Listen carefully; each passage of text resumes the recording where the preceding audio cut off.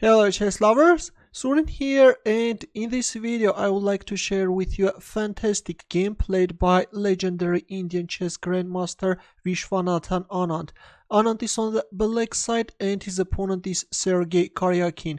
This game was played in 2006 at Wijk tournament. Now let's see what happened on the board. Karjakin started the game with e4 and c5 by Anand. Sicilian defense, knight f3 d6, d4, c takes d4, knight takes d4, knight f6, knight c3, and a6. Anand goes for Najdorf variation, bishop e3, e5, knight b3, bishop e6, f3, bishop e7, queen d2, black castles king side and white castles queen side. We have opposite side castlings, and now both sides will start a pawn storm. Knight d7, here we go, g4. b5 is on the board, now comes g5. Right now the knight on f6 is under attack, but Anand counterattacked white. Knight b4, knight e2, knight e8, this time f4. Karjakin goes for a breakthrough, but Anand proceeds with his attack on the queen side. a5, f5, and this time a4. Anand counterattacked the knight on b3. Knight d4, an interesting decision by Karjakin. Well, if f takes e6, which is also playable, then black can capture on b3. Of course, right now you can't capture on d7 because of this b takes a2 move, and if a move like c takes b3, then f takes e6. The players have equal chances, but in the game after a4 we see knight d4, which is actually a more ambitious try. Now comes e takes d4, knight takes d4, and b3. Well, if a move like bishop takes a2, then white has this devastating knight c6 move, and then knight takes e7, and then queen takes b4. White is managing to gain a huge advantage. That's why after knight takes d4, Anand played b3. In here already knight c6 can't be played because of this b takes a2 move, and black is winning. Let's promote the pawn to a rook. That's why after b3, Karjakin played king b1. b takes c2 check, knight takes c2, and since the light squared bishop is trapped, Anand played bishop b3 in order to cause a maximum harm to white's queen side. a takes b3 was played, a takes b3, knight a3, knight e5, h4. Karjakin is still proceeding with his attack, and rook a5. Anand is freeing this a8 square for the queen, and queen c3. This was a novelty by Karjakin. Before this game, queen b4 or queen e2 have been seen. For example, in the game of Peter Leko and Valehopons, queen e2 was played, and then the game ended up in a draw. But in this game, after rook a5, we see queen c3, queen a8 by Anand.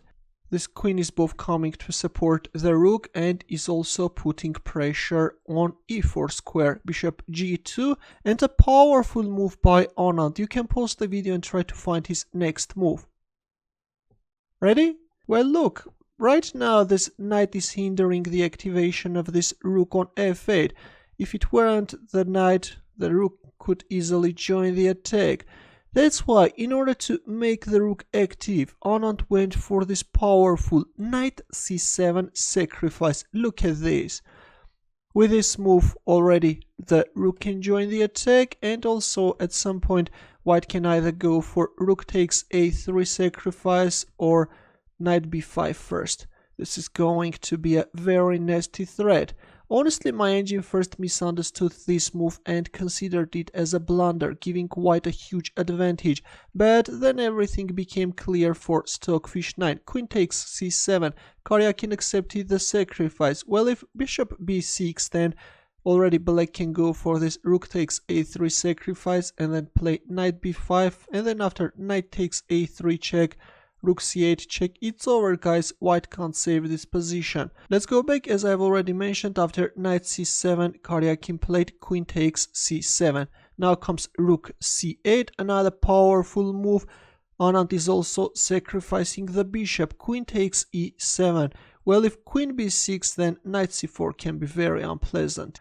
If queen takes b3, then after knight takes a3, white's queen side is collapsing and there is no way out. white can't save this position. And then d takes e5, it's over. This king can soon get checkmated. Let's go back. In the game after rook c8, as I've already mentioned, Karjakin played queen takes e7, and now comes knight c4. You can't capture on c4, there is always this mating threat. Karjakin decided to proceed with his attack and played g6, h takes g6, f takes g6, and knight takes a3 check. B takes a3, rook takes a3, and g takes f7 check. Well, if moved like queen takes f7, then black can simply play king h8. If bishop d4, then black can go for this beautiful rook sacrifice and then can checkmate white king. In the game after rook takes a3, we see g takes f7 check, king h7, and a very interesting move by Karjakin, f8 knight. He goes for an under promotion in order to prolong his resistance. Rook takes f8, queen takes f8, a desperate attempt. Of course, here this simple queen takes f8 is also winning, but Anand first gave a check from a1, which is the best continuation, and then from a2, king c3. Well, if king takes b3, then the queen can join the attack, and then white king can easily get checkmated. Or after rook a2 check, if king b1, then this time simply queen takes f8. If rook d2, then queen a8. It's over, guys. In the game after rook a2 check, we see king c3. Now comes queen a5 check, king d3, queen b5 check. Black is now unleashing a very dangerous king hunt. King d4.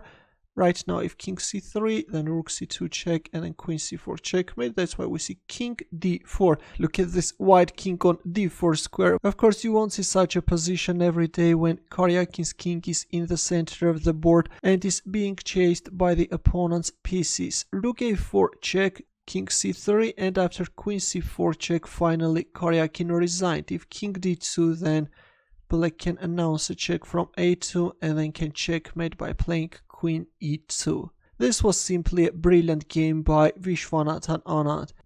The way Anand sacrificed his two pieces, managed to activate his rook, was very instructive.